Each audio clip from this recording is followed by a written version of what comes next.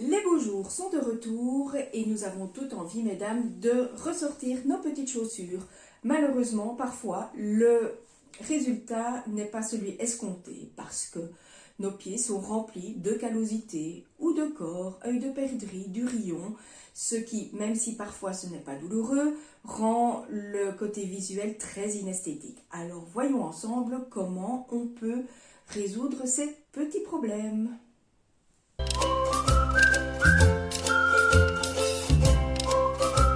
Bonjour, ici Isabelle, votre pharmacien de Pharmadomicile. Traitons aujourd'hui des soucis de callosité, corps, œil de perdrix et d'urillon. Tout d'abord, petite définition. Qu'entend-on par callosité? Les callosités sont toujours des accumulations de peau qui sont dues souvent au frottement, voire éventuellement au mauvais appui ou déformation du pied. Le terme callosité est le terme général, on en parlera plus volontiers pour les grandes surfaces telles que le talon par exemple. Souvent, les callosités du talon ne sont pas douloureuses, sauf quand nous avons attendu trop longtemps et que ça commence à se crevasser. Quand les callosités sont beaucoup plus ciblées et selon leur localisation, nous parlerons soit de corps, quand c'est des petites callosités au niveau de l'extérieur des orteils, des œils de perdrix quand ce sont des callosités entre les doigts de pied, et des durillons lorsque c'est au niveau de la voûte plantaire. Ces callosités-là seront parfois beaucoup plus douloureuses. Parlons maintenant des traitements. Tout d'abord, quel que soit le produit utilisé, je tiens à faire une parenthèse très importante concernant les diabétiques. Les diabétiques doivent faire très attention à l'hygiène de leurs pieds et bien soigner leurs pieds. En effet, les plaies au niveau d'un diabétique aura tendance à plus vite s'infecter et moins vite cicatriser. Et d'autre part, le diabétique a moins de sensibilité au niveau des extrémités, donc par exemple des pieds, ce qui fait qu'il se rendra moins vite compte par la douleur qu'il y a un problème. Donc même si les produits dont je vais vous parler ne sont pas contre-indiqués, ils doivent être utilisés avec grande prudence pour les diabétiques. En plus, pour les diabétiques, du moins en Belgique, il y a souvent des remboursements auprès de professionnels tels que les podologues. Maintenant que la parenthèse est fermée, revenons-en à nos traitements. Tout d'abord, pour les callosités bien limitées telles que corps, d'urillon et œil de perdrix, le principe sera toujours le même, c'est d'appliquer un produit qui va ronger et faire exfolier la callosité. Les produits sont généralement de l'acide salicylique, de l'urée ou autres produits décapants. Il existe différentes possibilités, soit des pansements à appliquer au niveau de la callosité et ces pansements contiennent le fameux produit rongeant, donc on l'applique et l'avantage du pansement en plus c'est qu'il évite un petit peu le frottement. Il existe ou sinon un liquide à appliquer, voire même un stylo avec du gel pour appliquer et entre guillemets finir par gommer la callosité.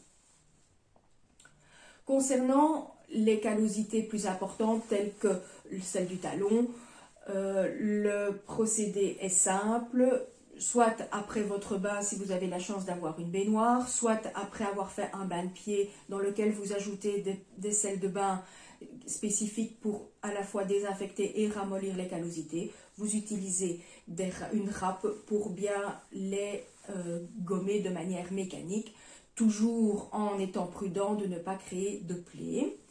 Ou sinon, il existe un autre produit, le Footner, qui est une chaussette qui permet l'exfoliation du pied.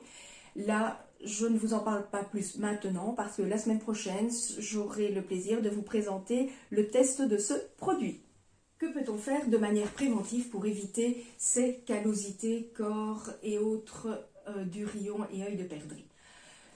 Donc tout d'abord, la première des choses très très importante et valable pour tout le monde, c'est d'avoir de bonnes chaussures. En effet, je vous ai dit que les callosités étaient dues au frottement et qui dit frottement souvent avec la chaussure.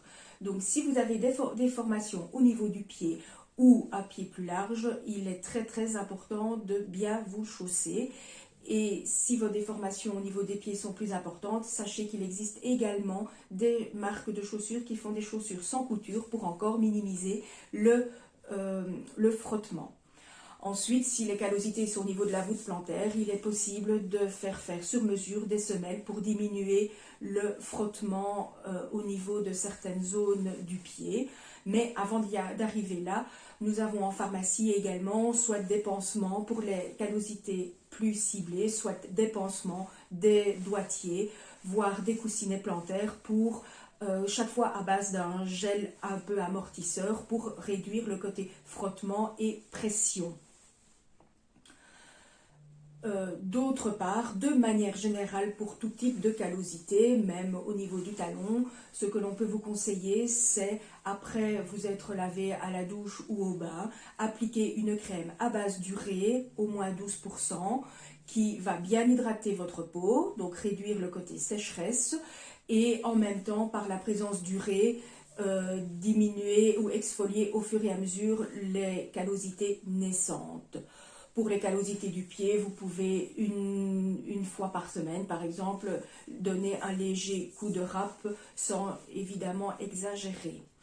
Je pense, fait le tour des solutions qu'il existe pour soigner cette pathologie que sont les callosités en général. Ici, volontairement, je n'ai pas cité de marque, mais si vous souhaitez retrouver des exemples de produits, vous trouverez dans la description de cette vidéo un lien qui vous renvoie vers notre site où vous aurez des noms commerciaux aux solutions proposées ici. N'hésitez pas à me poser vos questions en commentaire, je me ferai un plaisir de vous répondre. Vous souhaitez voir d'autres sujets abordés, n'hésitez pas non plus à les mettre en commentaire ou à me contacter par Messenger ou par mail. Je ferai de mon mieux pour répondre à vos questions ou faire des sujets au fil de mes vidéos. Enfin, vous aimez mes vidéos, n'oubliez pas de vous abonner à ma chaîne. Ainsi, vous aurez une notification dès que je publie une nouvelle vidéo.